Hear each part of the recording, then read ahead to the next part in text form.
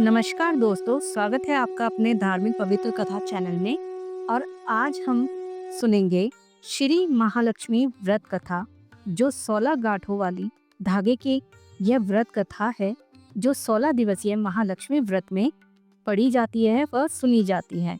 और यह व्रत 31 अगस्त 2025 से शुरू होने जा रहे हैं, जो 14 सितंबर 2025 तक चलेंगे।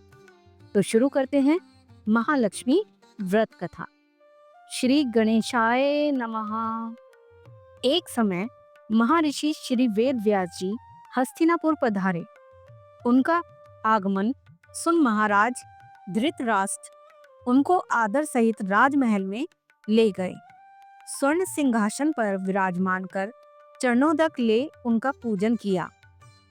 श्री व्यास जी से माता कुंती तथा गांधारी ने हाथ जोड़कर प्रसन्न किया, हे महामुनि, आप त्रिकालदर्शी हैं, अतः आपसे हमारी प्रार्थना है कि आप हमको कोई ऐसा सरल व्रत तथा पूजन बताएं जिससे हमारा राज्य, लक्ष्मी, सुख संपत्ति, पुत्र पौत्रादि व परिवार सुखी रहे।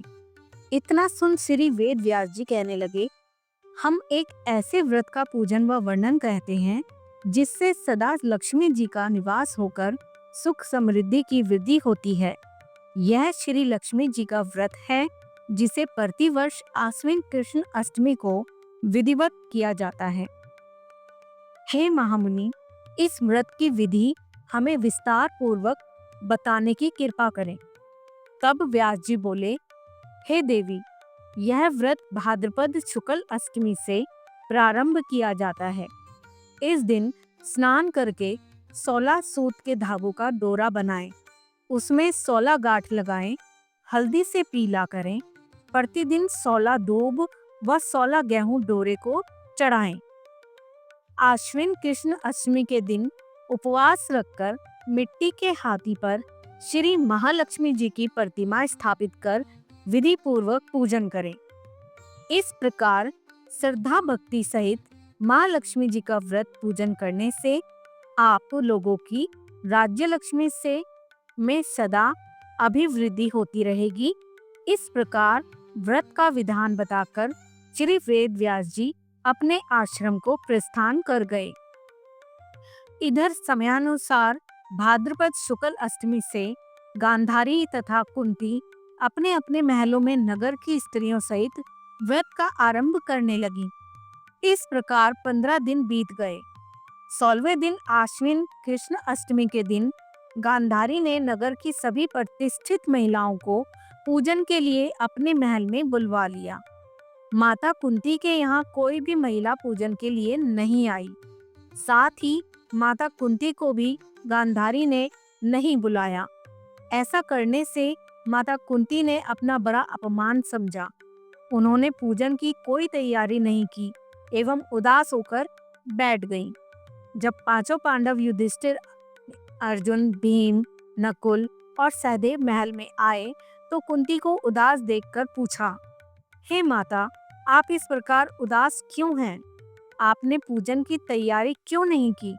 तब माता कुंती ने कहा, हे पुत्र, आज महालक्ष्मी जी के व्रत का उत्सव गांधारी के महल में मनाया जा रहा है। उन्होंने नगर की समस्त महिलाओं को बुला लिया और उसके 100 पुत्रों ने मिट्टी का एक विशाल हाथी बनाया, जिस कारण सभी महिलाएं उस बड़े हाथी का पूजन करने के लिए गांधारी के यहाँ चली गई हैं, लेकिन मेरे यहाँ कोई नहीं आई। यह सुनकर अर्जुन ने कहा, हे माता, आप पूजन की तैयारी करें और नगर में बुलावा लगवा दें कि हमारे यहाँ स्वर्ग से ऐरावत हाथी की पूजन होगी। इधर माता कुंती ने नगर में ढिंढोरा पिटवा दिया और पूजा की विशाल तैयारी होने लगी। उधर अर्जुन ने बाण के द्वारा स्वर्ग से ऐरावत हाथी को बुला लिया। इधर सारे नगर में शोर मच गया कि कुंती के महल में स्वर्ग से इंद्र का ऐरावत हाथी पृथ्वी पर उतरकर पूजा जाएगा। समाचार को सुनकर नगर के सभी नर नारी, बालक एवं वृद्धों की भीड़ एकत्र हो गई। उधर गांधारी के महल में हलचल मच गई कि वहां एकत्र हुई सभी महिलाएं अपनी अपनी थालियां लेकर कुंती के महल की ओर जाने लगी। देखते ही देखते कुंती का सारा महल तथा ठसाठस भर गया। माता कुंती ने ऐरावत को खड़ा करने हेतु अनेक रंगों के चौक पुरवाकर नवीन रेशमी वस्त्र बिछवा दिए। नगरवासी स्वागत की तैयारी में फूल माला, अबीर, गुलाल, केसर हाथों में लिए पंक्तिबद्ध खड़े थे। जब स्वर्ग से ऐरावत हाथी पृथ्वी पर उतरने लगा, तो उसके आभूषणों की ध्वनि गूंजने लगी। ऐरावत के दर्शन होते ही जय जयकार के नारे लगने लगे। सायंकाल के समय इंद्र का भेजा हुआ हाथी ऐरावत माता कुंती के भवन के चौक में उतर आया। तब सब नर नारियों ने पुष्पमाला, अबीर, गुलाल, केसर आदि सुगंधित पदार्थ चढ़ाकर उसका स्वागत किया। राज्य पुरोहित द्वारा ऐरावत पर महालक्ष्मी जी की मूर्ति स्थापित करके वेद मंत्रोच्चारण द्वारा पूजा किया।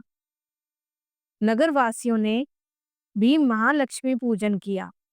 फिर अनेक प्रकार के पकवान लेकर ऐरावत को खिलाए और यमुना का जल उसे पिलाया गया। राज्य पुरोहित द्वारा स्वस्ति वाचन करके महिलाओं द्वारा महालक्ष्मी का पूजन कराया गया और 16 गांठों वाला डोरा लक्ष्मी जी को चढ़ाकर अपने अपने हाथों में बांध लिया। ब्राह्मणों को भोजन कराया गया। दक्षिणा के रूप में स्वर्ण आभूषण, वस्त्र आदि दिया गया। तत्पश्चात महिलाओं ने मिलकर मधुर संगीत लहरियों के साथ भजन कीर्तन कर संपूर्ण रात्रि महालक्ष्मी व्रत का जागरण किया।